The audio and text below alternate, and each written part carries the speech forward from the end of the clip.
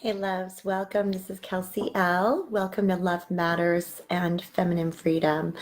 Today, on this beautiful Saturday, I wanted to reach out to you ladies and ask how ready you are to really have love in your life, to really receive love.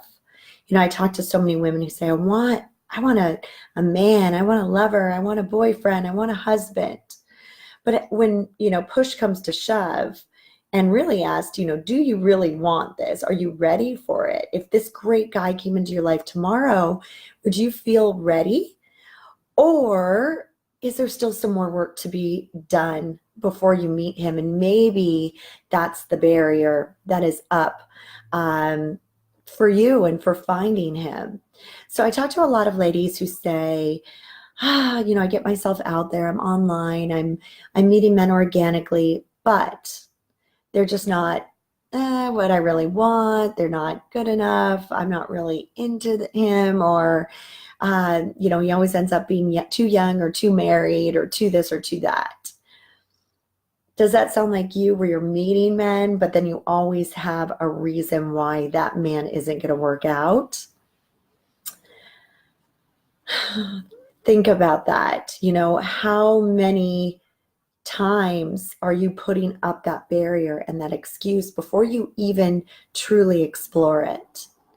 And then let's think about the other side, which is some women that I speak to say, I am getting myself out there and I'm not even meeting, any man. So it's not that I'm being too choosy. I would at this point, like to at least get a message in my inbox.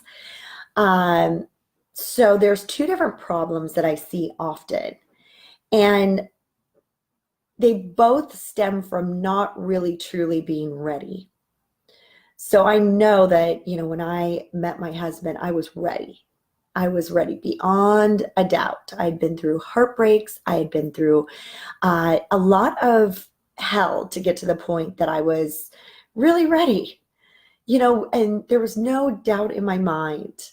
I no longer wanted to, just go have fun, kind of meet and mingle. I no longer wanted to, start to, or really think about, I want to have a family, but, or it'd be great to have a guy to, curl up to and watch a great movie with on a Friday night. But none of those thoughts were in my head. It was, I'm on a mission and I want to have love, period. End of story. And I want it to be with a great guy who loves me, adores me, respects me, and gives me way more pleasure than being alone. So it sounds like a pretty lofty goal, right? Okay, I can go from 0 to 60. I could go from not meeting any good guys to all of a sudden having this great guy, or I can go from meeting a lot of great guys, but never the good ones, never the right ones, to all of a sudden, oh, there he is. He's my hero. Well, I think what happens is a lot of times we give up before we meet him because it's hard. It's really hard to be single. It's hard to feel alone. It's hard to get rejected. It's hard to not feel seen. And for this feeling of, gosh, why does everyone else have it? Why is everyone else in a really good relationship but me? And when you start getting these doubts in your mind, that's when I see people giving up. I even have a couple clients who I'm working with right now, and they're so on point, they're so determined, and they're getting so close. So they're totally ready now. But what we realized is they weren't ready when they first entered the program to work with me. They weren't ready at all. They were sabotaging, pushing away, resenting. They were still living in a past story, a past narrative. And the past doesn't obviously serve you. Even if it was really great, if you were prom queen in high school, that does nothing for you now.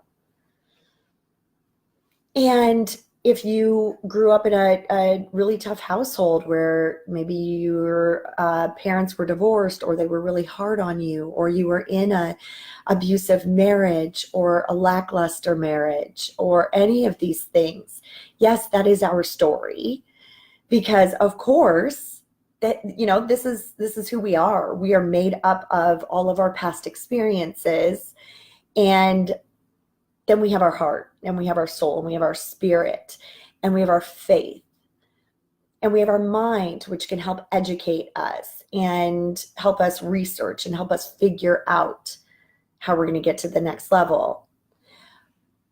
So what I really ask of you is, to recognize what your life story is. And if you want to have the story at the day that you have your last breath of victimhood or would have, could have, should have, you can write that story.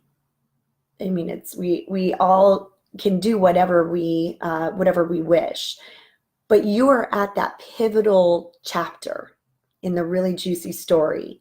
And most stories are hard, that they can either start out really boring. So if all your chapters prior to now are really boring, well, that means you have to write a good second half. And if your chapters prior are really traumatic and dramatic, then you really have to write a really, really great second half, right? You owe it to yourself. You owe it to God, the higher creator who made you, and it is your birthright to have this kind of love in your life. It's your birthright to get the story that you want. And of course, we know, as in any good novel, there's going to be things that come up. So if you're at the climax right now and everything's looking rosy, yeah, there might be some more things, but it's how we handle those challenges. It's how we get up and dust ourselves off, because we know that end story, that final line is going to be good. Have you ever read a book or watched a movie and you're like, it didn't end the way I wanted it to? And it makes you think and think and think about it. Why? Why would the author have written this? Well, the author writes the endings exactly the way it is intended to end. So when you have your last final breath and you're celebrating your life, what is it? Is it going to be profound? Is it going to be something that, a legacy that your family continues on? Are you going to be an inspiration? Or are you going to be still living in, I'm alone, I'm not able to find someone, I wasn't able to, do it in my 50s, and then by the time I hit my 60s, it was just, it was out the door. So we really have to take hold of what we have right now and not blame, not make excuses. Tomorrow doesn't come. And this goes for everything in life. It really does. Anything that is worth doing and creating will get you to the next level. It will get you to the next step. So I ask again, are you really ready to meet the one, to have love in your life? Are you feeling confident and fiery and passionate over this? Do you wake up every morning with so much gusto and grit and determination and starry eyes? Because that's what it takes. Any athlete, any successful entrepreneur, any of these people get to where they got because they dreamed of it. They dreamed of it so big.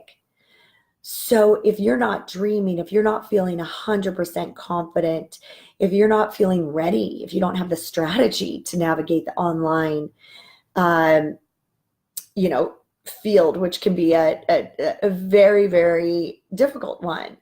And a lot of the women that I work with are divorced, and they've been through, a 20, 30-year marriage, and now they're stuck with, oh boy, I don't know how to date now. And then, of course, my millennials really don't know how to date because everyone's so stuck in their technology. And that communication, the ability to just be natural and real with one another and share each other's feelings is so difficult. So how do we get to the point that it's natural, it's effortless? You walk out of your house with just ease and grace, and wonderful potential partners are just coming at you, because that's what happens. It happens to most of my clients. And when they're given a survey at their end of their graduation, and we ask, did you get what you came here for? Were you able to solve your problem? And the answer is 100% yes. Because what we detect 9 times out of 10 is that the problem starts with here, the heart, the sabotage, the fear, the limiting beliefs, and the inability to stay accountable. So, if you're on the fence about, I don't know if I'm ready, I don't know, that probably means you're not. But it doesn't mean it's not what you want, and it's not what's written in the stars or in your life story. It doesn't mean that your ending is going to be loneliness. It means that you need to now think about it before it is too late, before you are at an age where it will be difficult. When you're 80 years old, it's not as easy to find a partner, right? So let's really get at it, ladies, and let's declare our goals and re-engage. Revitalize your heart, your femininity, your spirit, to communicate with men, to love on men, to allow men to love on you. And let's see what happens. Most of my women end up changing a lot in their lives. They go on travel expeditions they never thought were possible. They get promotions. They change careers. Yeah, a lot happens. Their financial circumstances change. A lot of their dreams start to just kind of bust through the box that they put them in. So if that is you and you need help with getting to the point that you're ready, really ready to meet the one, and then you also need the help with the strategy of how to do it, we're here.